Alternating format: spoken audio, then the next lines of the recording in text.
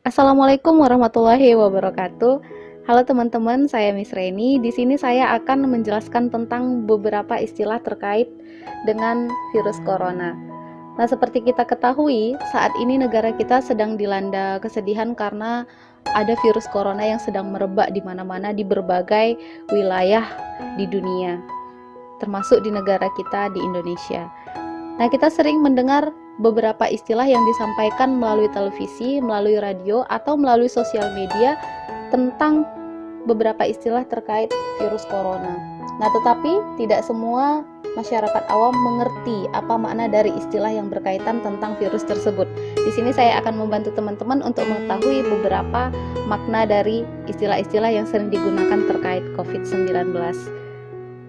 Istilah yang pertama yaitu social distancing atau physical distancing. Social distancing artinya pembatasan sosial, yaitu menghindari tempat umum, menjauhi keramaian, dan menjaga jarak optimal 2 meter dari orang lain. Dengan adanya jarak, penyebaran penyakit ini diharapkan dapat berkurang. Kemudian ada lagi istilah baru terkait istilah ini, yaitu physical distancing atau pembatasan fisik. Organisasi Kesehatan Dunia atau World Health Organization atau disingkat WHO mengubah penerapan social distancing menjadi physical distancing. Nah, jadi kalau teman-teman mendengar istilah social distancing atau physical distancing, kedua istilah ini merujuk pada makna yang sama. Istilah kedua adalah lockdown. Lockdown artinya karantina wilayah, yaitu pembatasan pergerakan penduduk dalam suatu wilayah termasuk menutup akses masuk dan keluar wilayah. Jadi selain pergerakan di dalam wilayah tersebut dibatasi, maka penduduk juga dilarang keluar wilayah tersebut, atau penduduk di luar wilayah tersebut dilarang juga masuk ke dalam wilayah tersebut. Misalnya, penduduk dalam kota Medan, mereka dibatasi pergerakannya, dilarang ke tempat-tempat umum seperti tempat wisata, tempat makan, dan lain sebagainya. Kemudian masyarakat kota Medan juga dilarang untuk keluar wilayah kota Medan, atau orang lain yang di luar wilayah kota Medan dilarang masuk juga ke kota Medan.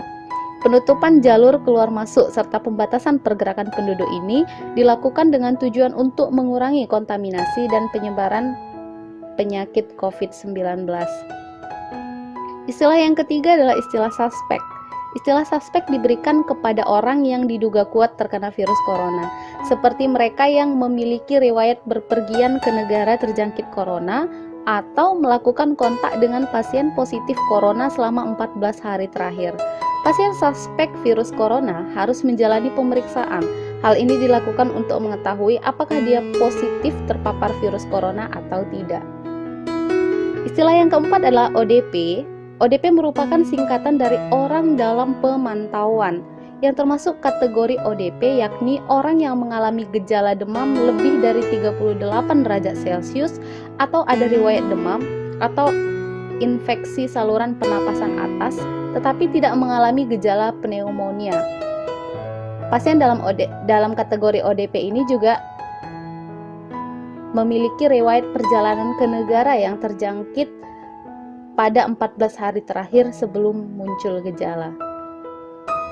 Istilah yang kelima adalah PDP, yang merupakan singkatan dari pasien dalam pengawasan virus corona, yang termasuk dalam kategori PDP yakni orang yang mengalami gejala demam tinggi lebih dari 38 derajat Celcius atau ada riwayat demam, kemudian infeksi saluran pernapasan, kemudian mengalami pneumonia ringan hingga berat.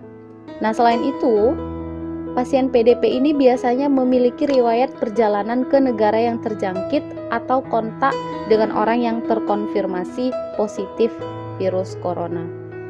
Yang keenam adalah istilah karantina.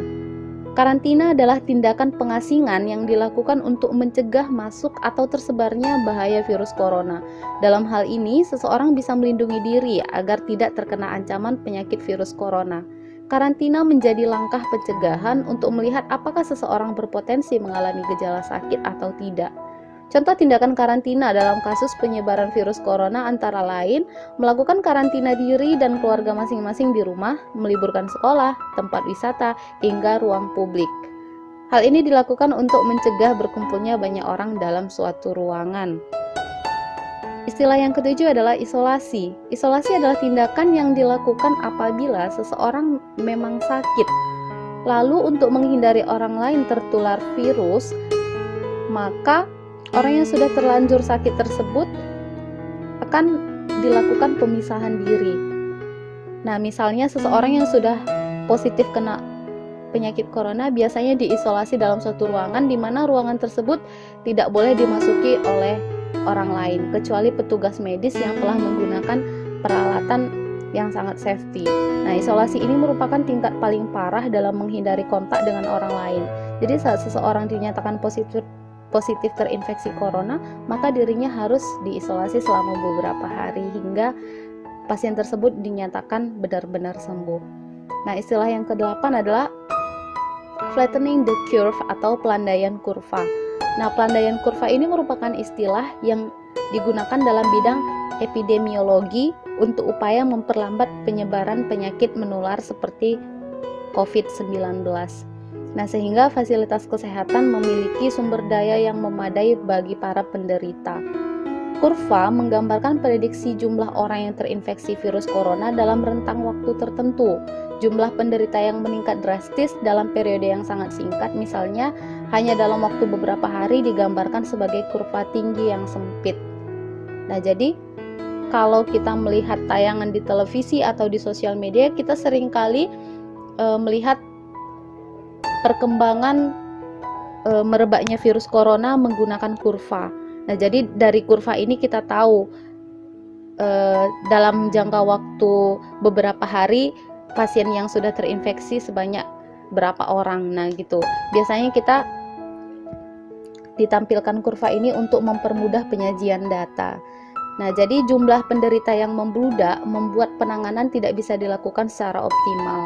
Hal ini karena jumlah penderita melampaui kemampuan dan kapasitas fasilitas kesehatan. Misalnya jumlah tenaga medis, jumlah ruangan, jumlah tempat tidur, dan alat yang tersedia di rumah sakit tidak cukup untuk menangani semua pasien. Nah, kondisi tersebut menyebabkan tingkat kematian menjadi sangat tinggi karena tidak semua pasien mampu ditangani. Biasanya pasien yang diutamakan merupakan pasien yang memiliki angka harapan hidup lebih tinggi. Nah, seperti yang kita ketahui, salah satu negara yang penyebaran virus coronanya sangat cepat adalah negara Italia. Nah, ketika negara tersebut mengalami pembeludakan pasiennya tiba-tiba banyak, maka tenaga medis tidak akan cukup untuk menangani jumlah pasien yang begitu banyak, sehingga biasanya yang diutamakan untuk diberi penanganan yaitu pasien yang memiliki angka harapan hidup yang lebih tinggi. Nah, saya contohkan misalnya ada 2 orang pasien A dan pasien B. Nah, kemampuan medis misalnya tidak mampu menangani kedua pasien ini, hanya satu yang mampu ditangani. Nah, kondisi kedua pasien ini akan sangat diperhitungkan. Misalnya pasien A dia tidak memiliki riwayat penyakit hipertensi, tidak memiliki riwayat penyakit asma dan lain sebagainya, sedangkan pasien B memiliki riwayat penyakit tersebut. Nah, kedua pasien ini terinfeksi oleh virus corona positif. Nah, maka yang diutamakan diselamatkan adalah pasien A. Kenapa? Karena tenaga medis tidak cukup.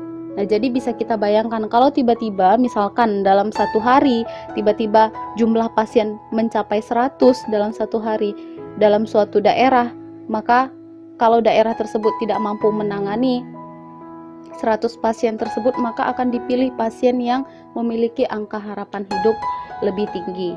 Nah, tetapi meskipun jumlah penderitanya sama, namun jika laju pertambahannya lebih lambat atau dapat digambarkan dengan kurva yang lebih panjang dan landai, maka tingkat keselamatan akan lebih tinggi karena dapat didukung oleh tenaga medis, sarana dan prasarana yang memadai. Jadi kita ibaratkan kondisinya suatu daerah itu memiliki 100 pasien positif corona. Nah, tetapi perbedaannya, katakanlah dia daerah A dan daerah B. Nah, daerah A ini tadi pasien yang terjangkit virus corona ada 100 orang dalam 1 minggu, sedangkan di daerah B pasien 100 orang itu dalam jangka waktu 1 bulan. Nah, tentunya angka harapan hidupnya akan lebih banyak di daerah B dibandingkan dengan daerah A karena tidak terjadi ledakan jumlah pasien. Nah, seperti itu kira-kira.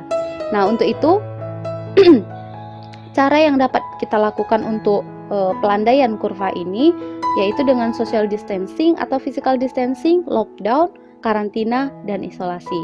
Nah, untuk itu marilah kita bersama-sama memerangi virus corona dengan cara taat terhadap kebijakan yang dibuat oleh pemerintah, dukung tenaga medis dengan tetap berada di rumah. Jagalah kesehatan Anda. Semoga Allah Tuhan Yang Maha Esa selalu melindungi kita semua. Wassalamualaikum warahmatullahi wabarakatuh.